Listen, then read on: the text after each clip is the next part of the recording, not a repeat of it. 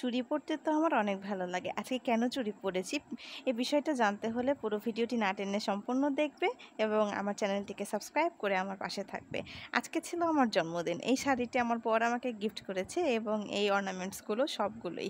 তো ভাবলাম আজকের এই স্পেশাল দিনে শাড়িটা আমি পরি। তো এই যে পরে আমি রেডি হয়ে গেলাম এবং এই যে আমার কেকটা নিয়ে এসেছে। আমি আর আমার বাচ্চারা বসে পড়লাম কেক কাটার জন্য। এই যে কেক কাটা শেষে আমার বাচ্চারা আমাকে গিফট দিল, যা দিয়ে আমি খুব বেশি খুশি হয়ে গেছি।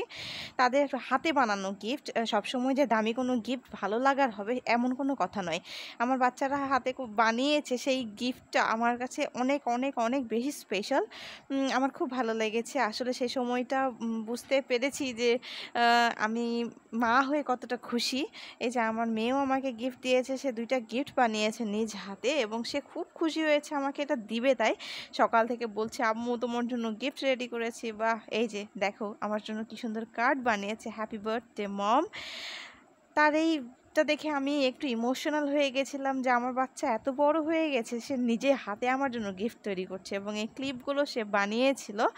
আম যদিও এটা কিনা, তারপরেও সে যে এফর্টটা দিয়েছে আমার জন্য, সে তৈরি করেছে, এটা আমি অনেক বেশি খুশি হয়েছি এবং আমি সঙ্গে, সঙ্গে মাথায় পরে নিয়েছি। এই যে দেখো অনেক সুন্দর লাগছে, তাই না? আমার বাচ্চা আমার জন্য বানিয়েছে, এর থেকে বেশি খুশির আর কিছু নয়। Thank you for watching my videos. Thanks.